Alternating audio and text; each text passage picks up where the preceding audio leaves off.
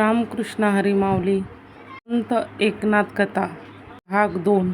त्याचे नाव चूक दिडकीची आणि संधी सुवर्णाची.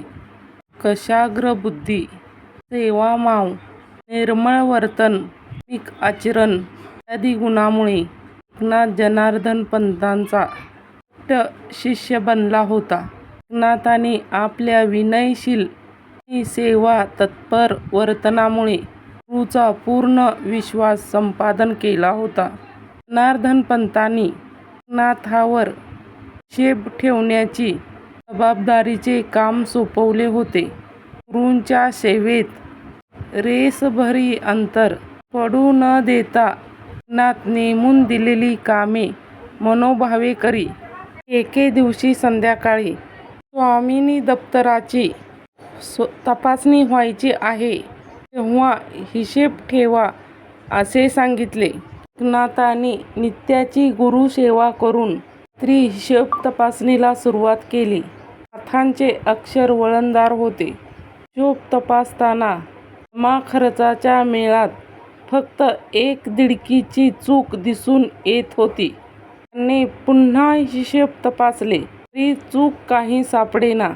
सर्व बेरजा पुन्हा करून पाहिल्या. तसेच तेरीज ताळेबंद अनेक वेळा करून पाहिले. चूक काही लक्षात येईना. मध्यरात्र उलटून गेली. एकनाथाचा जीव खालवर होऊ लागला. अनेक तऱ्हेचे विचार त्यांच्या मनात थैमान घालू लागले. उद्या आपण उत्तर काय देणार? गुरूची आपल्यावर वक्रदृष्टी तर होणार नाही ना? करोडो रुपयाची उलाढाल केली पण आजची एक पैशाची चूक माझा घात करणार की काय?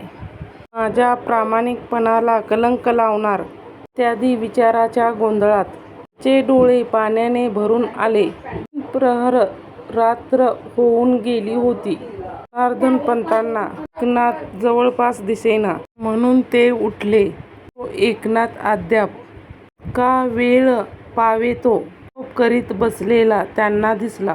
ते हळूच त्यांच्या मागे येऊन काही काळ उभे राहिले. एकनाथ वह्यांची पाने चाळत होते. आकड्यावर नजर फिरवीत होते. त्यात एक आकडा हस्तदोषाने चुकीने मांडला गेलेला त्यांच्या डोळ्यात भरला. त्यांनी दिडकीची चूक लक्षात आल्याबरोबर त्याने हर्षून मोठ्याने टाळी वाजवली.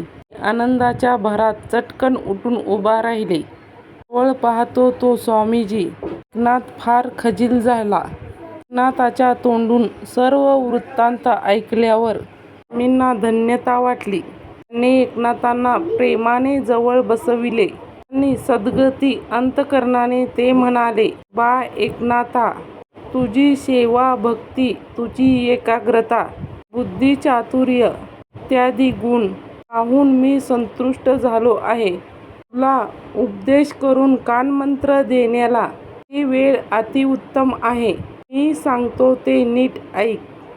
दिडकीची चूक काढण्यात तू इतका तल्लीन होऊन गेला की मी तुझ्या जवळ बराच वेळ उभा होतो तरी तुझे चित्त बिलकुल विचलित झाले नाही. त्याच एकाग्र चित्तेने भावाची अचूक चूक लक्षात घे आणि मनातून ती काढून टाक. त्या विश्वात जी मायारूपी मोठी चूक आहे तिचे शोधन करण्यास लागणारी एकाग्रता तू धारण कर. जगात चाललेल्या मायेच्या खेळाचे योग्य आकलन करून घेतलेस की त्याच्याकरिता तू एवढी जीवाची धडपड करत आहेस तो ब्रह्मानंद फार दूर नाही. गृहस्थाश्रमात राहूनही प्रपंच व परमार्थ ह्या दोन्ही गोष्टी साधता येतात आणि जीवमुक्त होता येते. यथाशक्ती दुःखिताचे दुःख कमी कर. ज्ञानी लोकांना सन्मार्ग दाखव. परोपकारात सतत देह झिजवून जीविताची सार्थकता कर. तुझा गुरुसेवेचा काळ संपला. त्या तपाची परिपूर्तता प्रत्यक्ष दत्तदर्शनाने होईल. तेही तुला लवकरच घडेल. वरील उपदेशामृताचे गुटके घेताना एकनाथाचे अंतःकरण आनंदाने ओतप्रोत भरून गेले असल्यास नवल नाही. शेवटी गुरूंना साष्टांग दंडवत घालून कृतार्थ झाल्याचा सात्विक आनंद एकनाथाच्या चेहऱ्यावर दिसू लागला. रामकृष्ण हरी माऊली. कथा आवडल्यास लाईक कमेंट करा. कथा संपूर्ण ऐका.